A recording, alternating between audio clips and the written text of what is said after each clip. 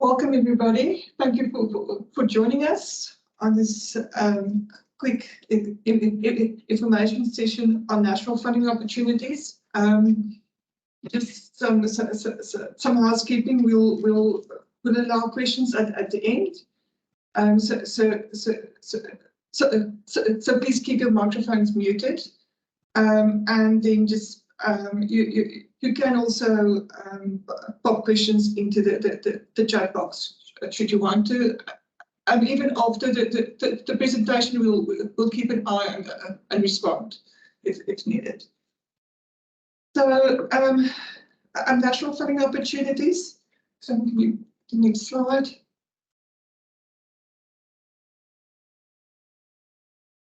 Okay. So there are several organizations that fund research in South Africa. The National Research Foundation is definitely our biggest funder nationally, and they also act as agent for some of the CSIR and SASL grants. Then there's the Medical Research Council, whose focus is human health. Then the Cancer Association, WANTIC, the name should say it all to you. Then the Water Research Commission and the HSRC, just for interns, and then a few smaller bodies. We'll tell you a bit about the ones in black. So I told researchers before I'm starting a funding application, first know your funder, because you have to understand their remit and focus, and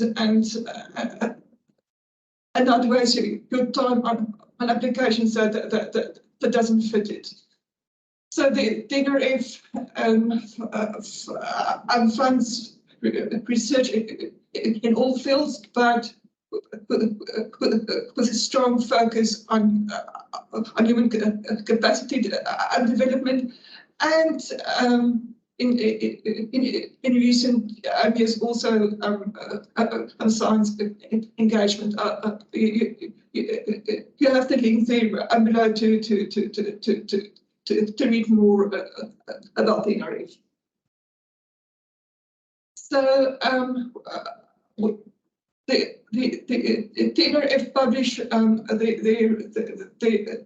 their general application guide each year, with lots and lots of funding opportunities. Shani, you can go to the next slide. It's published in February each year. We're still waiting for this year's call, but it's also updated regularly. The 22 call document was updated, I think, until August last year. So please have a look at it. The link is at the top, but I'll keep an eye on it, and we'll also try to warn you as new calls open. And to get the background and scope of each funding opportunity, you can go to the individual call documents on the NRF website. We're also still waiting for this year's calls to be published, but hopefully before the end of February. So how do you apply? You apply online, and since last year on NRF Connect, please, if you want to apply for NRF funding, please make sure to register on NRF Connect and update your CV there. Once the calls open, there's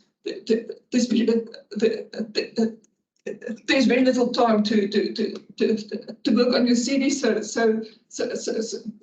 please start doing that now already.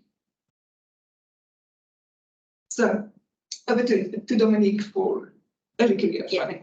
I am Dominique, and I am just going to be talking about some of our early career programs, as well as the travel programs that we have. The first one we're going to talk about is Thuthuka, which is a 3-year project funding for academic staff, permanent or contract, and your contract has to span the time period of the grant. We have 3 categories: PhD for academics completing their PhD, post-PhD for those who have already attained their PhDs at NRF rating, for those people who have obtained their PhDs but have been outside of academia for a certain amount of years, usually have been working in industry or have taken family leave. So the eligibility is you have to be South African citizen or permanent resident. The age is the maximum of 45 years old, but if you are 2 to 3 years older than that, I think 48 is the max. You can write a motivation as to why you want to apply. And then also it works on a one-to-one co-funding, which means NRF will fund a certain amount and the institution will fund a certain amount.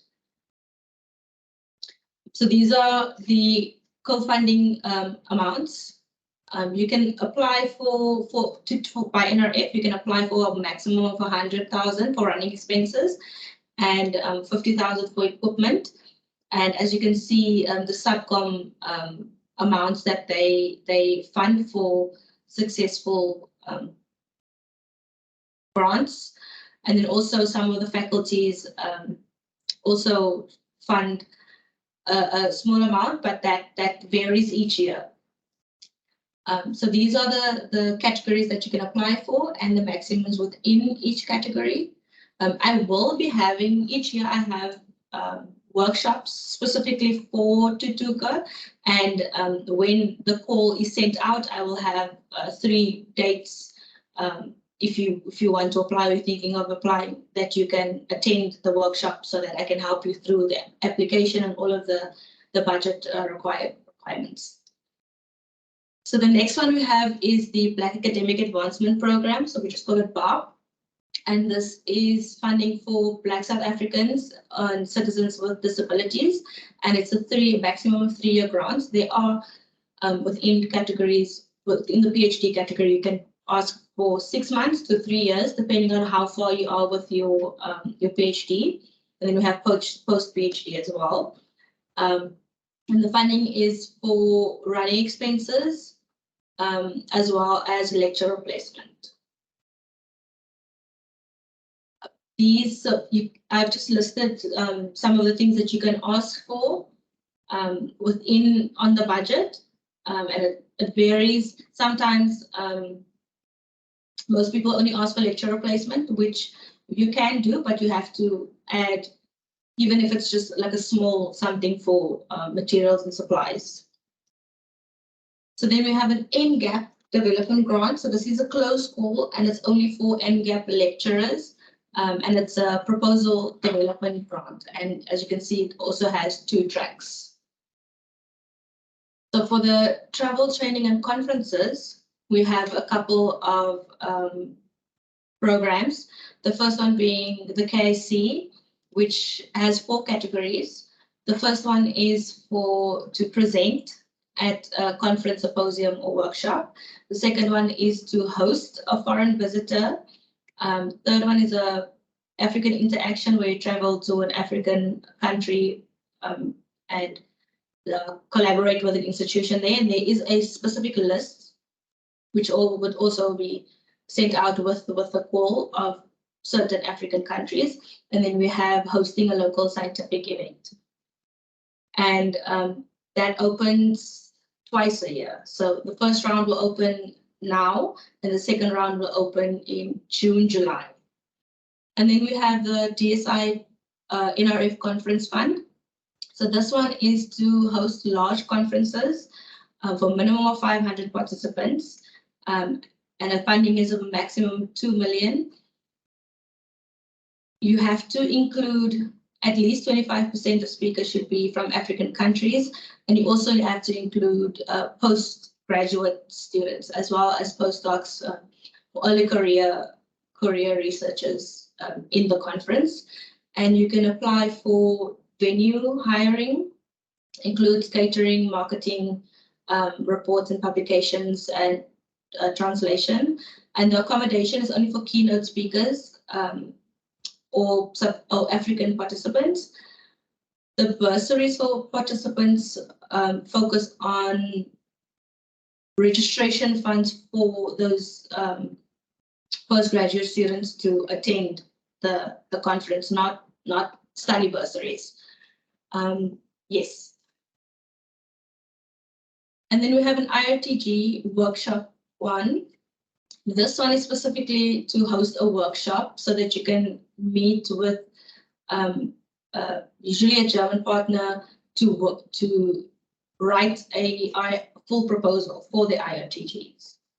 And then we have the International Science Council grant, and that is also very, very specific to if you are a member of one of the committees or councils within the ISC. And then we have the equipment-related travel and training. So this one is to either go to an institution or an organization or company that has a specific high-tech equipment that you want to use nationally and internationally, or if you want training on a specific piece of equipment. And as you can see, for local travel, it covers airfare, accommodation, subsistence, and travel allowance. And international travel, you can ask for those things as well, but they take it on a case-by-case basis for what they're going to fund. And then we have the bilateral calls. Each year there are different, NRF has different agreements with international funders. So we don't have that list yet. Last year we had Belgium, Switzerland, Japan, China, and BRICS, and France, among other bilaterals, but it changes each year. So that list we will only have once NRF sends out their general call.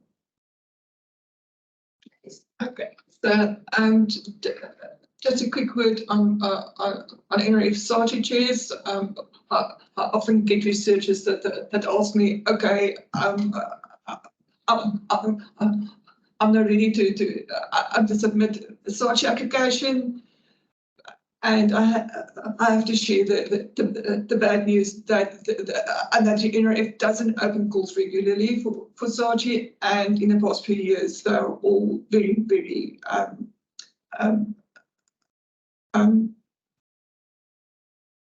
are you still sharing? They're all very focused calls. So, and just some background on SARTI, the first grants were awarded in 2006, and they were 2.5 million per year each, and that was a lot of money. But the NRF hasn't kept up with inflation, so in the most recent calls for tier 1 chairs, the total grant amount was up to 2.18 million, and that excludes bursaries. And though the NRF expects the grant to pay the salary of the chair, they cap that at 700,000 rand, so the faculties have to co-fund. So that's and that's also why we also always send out SARTI calls by the deans, because we need their buy-in. So there's been no word of an open call which will fund research in any field. So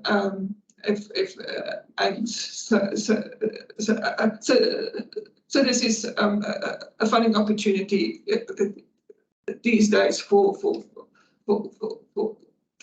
chairs in very specific areas where the NRF was able to secure funding from a source other than DSI. So I'm Shannon Farrell, just so you know, and I'll be talking about research grants. So there are a few that was opened last year, and they tend to open every year. The one is support for rated researchers. You have to be a full-time employee, and you have to have a valid NRF rating at the time of your application. Then we have the support for unrated researchers, again, full-time employee, but you do not hold a rating at the time when you apply. And you can only hold an unrated grant once. Then we have support for Y-rated researchers, and again, full-time employee. To be eligible for this, you need to hold a valid Y-rated, you need to be Y-rated researcher at the time of application. We also had the Foundational Biodiversity Information Program, or FBIP, small grants last year. There are sometimes large grants, but those are more concept calls that are sent out. We also had the New Earth Observation Frontiers, or New Frontiers, last year. We are anticipating the calls to open February, March. They haven't opened yet, but we will send out notifications once the NRF has published the calls and opened them up. Then we have the CSIR Laser programs. So the first one is the National Laser Center. This is a rental pool program. The program is focused on supporting laser-related research in all research areas in the natural science, engineering, and health science fields. The funds allowed access to equipment for the use of host institution of the applicant for access to equipment housed at CSIR NRC facilities. And this is administered by the NRF. Then we have the African Laser Center, which is a research collaboration program. The grant scheme focuses on the promotion of laser and laser-related research on the African continent. The fund will allow research collaborations and student/research exchanges for participating institutes. The research collaborations supported under the grant scheme should be between the African research team and an African research team outside the border of South Africa. Then we have the SAMRC, which provides funding for health researchers both locally and internationally to access necessary resources and facilities. Although there are different grants, the one that comes each year is the Self-Initiated Research, or the SIR grant program, which is designed to support original research in various areas of health. And below, I just listed last year's research areas that they prioritized. So there are two categories that are invited to apply, one being early researchers and the other one mid to established researchers. And you can just see in the block there that early researchers are 1 to 5 years since completion of PhD, whereas mid to established is after 5 years. The focus of the call is more early career driven, but mid and established researchers are invited to apply with a clear focus on capacity development. The call is currently not open, but we do expect one to open around May, close around June. And last year, the figures were 200,000 per year for 3 years, so it's a 600,000 total budget for 3 years. The eligibility criteria is aimed at SA universities and other public research organizations. You have to be an SA citizen or permanent resident only. You have to be permanently employed at the research organization or in a long-term contract, at least for the duration of the project. For early stage investigators, there must be a commitment from the host institution that you will be employed for the duration of the project. Allowable costs, these are just some costs there, consumables or running costs, travel, assistantships, minor equipment, and personal supplementation. And there's the link that you can find the funding opportunities for the MRC. Then we move on to CANSA. There is currently a call open for this, but it is a letter of interest. And it is for type A projects, which is aimed at MBCHB and PhD cancer researchers based at SA University and research organizations. And then they focus on supporting the following areas. These listed below are the areas that they are focusing on this year. Moving on to eligibility criteria. It's only for SA citizens and permanent residents. You have to provide proof of your permanent residency, should you be a permanent resident. Full-time employment of at least 80% of the principal investigator's time must be in South Africa. An applicant must be an independent researcher, preferably with a PhD degree, although they do accept applications from clinical researchers holding an MBCHB equivalent degree. What will CANSA fund? Well, CANSA will fund projects to a maximum of 1 million per annum for the 3 years. They will only fund 75% of the grant, and you are requested to ask for the remaining 25% from your institution. These are just the allowable costs that CANSA you can ask for: research assistants, consultants, equipment, including major or specialized capital equipment, running expenses, printing or publication expenses, travel and conference presentation, visiting collaborators, and I have provided the link there at the bottom for the current letter of interest call. Then we move on to WineTech. WineTech acts in the interest of the SA wine industry and will be guided in the consideration of any application by whether the specific research, technology transfer, or training will contribute to the creation and application of technology, which may result in winning advantages in the marketplace. WineTech funds research that will contribute to the profitability, international competitiveness, and sustainability of South African wine industry. Its strategic focus is to achieve and maintain a research distribution of 20% fundamental research, 60% applied research, and 20% innovation research. It is not always possible to categorize projects exclusively into one of these categories, and projects are therefore categorized where their nature predominantly resides. There's currently an online application for concept proposals now open, and the submission deadline is the 6th of March. And below we have provided the link for that as well. Then we move on to the Water Research Commission. There's annual calls open and direct proposals for 4 strategic areas, and I've listed them below. 1 and 2 is water resource and ecosystems. 3 is water use, water waste resources and sanitation features, and 4 is water utilization in agriculture, and the link is being provided as well for the opportunities. Okay, so the HSRC has taken over the internship program from the NRF. We had a call for that in 2021 because and there'll only be a peer call again later this year because the interns are funded for 2 years. Just I gave you the figures just to show you how very competitive this call is. In 2021, we asked to host 136 interns, and we only got 13 positions, so a 10% success rate. And this is because these interns are not only placed at universities but also at companies. So there's others in the previous call there were 140 host institutions that competed for this. So as if and when the call opens, we'll send out the information. So this isn't an NRF funding opportunity, but we just thought that we'd put this in here as well. It's a Harvey and MJ Thom study leave. and it's a study leave opportunity for 3 months or longer. We are a little bit flexible on the amount of time, but it has to be at least a month. At least a month, and it's for C1 academic staff.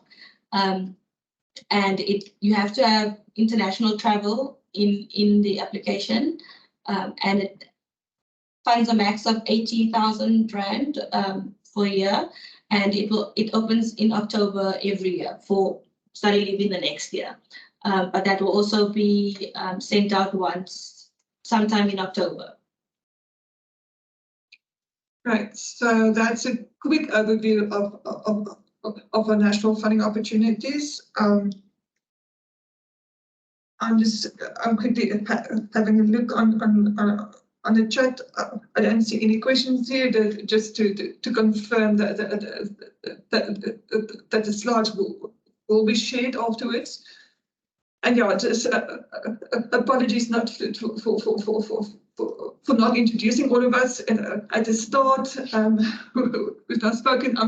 I'm Aline Fischer, Dominic Meyer, Shannon Fore, and we would like to introduce a new team member to you, Sele, who started last week, and you'll once she's settled in, you'll hear more from her on international funding opportunities. So and also the opportunity for questions. You can raise your hand or just switch on your camera and talk to us.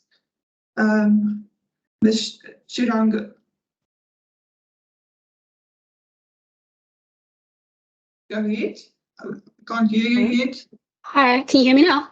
Yes. Okay. So I wanted to find out when is the call for the conference grant? Because you mentioned the one for the smaller ones, but the one that's 2 billion and at least 500. When is the call for that? We don't have a date yet, but it should open in March. In March, yeah. We don't have a for the following date year, yet. or is it too, Yes, too for late the for next this? year. Yeah, it's for 2024. Okay, cool. Yes. Thank you. There's something in the chat. Just get some break. There were a few comments in the chat, but I don't see any questions yet. Anybody else who wants to ask us anything? Just to confirm, you're welcome to email us anytime. We try to respond quickly. We're currently struggling a bit with the NRF and the reporting system, but we usually respond within a day. So if you think of something afterwards, let us know, and we'll talk to you directly.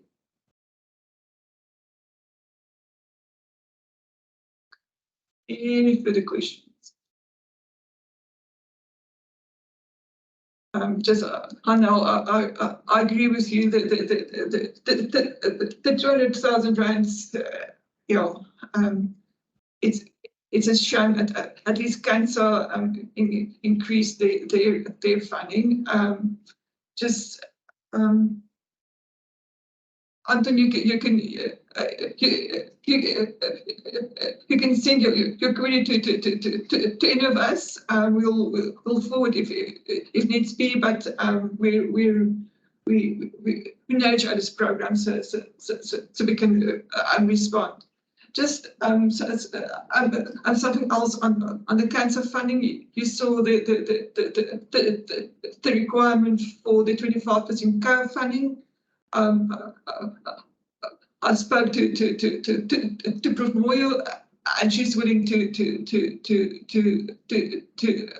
provide the 12.5%, and the other half should come from the relevant environment. So if you want to apply to CANSA, please talk to your dean, or make sure that that you've got the funding available from an alternative source.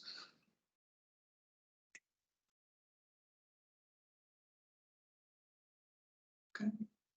Our general email is research@sun.ac.za, but as I said, you're welcome also to contact any of us. I don't see any further hands, so I think we can conclude. We'll see you later in the year to talk about our university funding opportunities, and then also international funding opportunities. And also, please keep an eye out for our presentations on Open for Research. That's it's a wonderful tool to use to find funding opportunities, especially international. But you have to really do that yourself, because you have to use your specific keywords, and if you need assistance with that, you can contact us.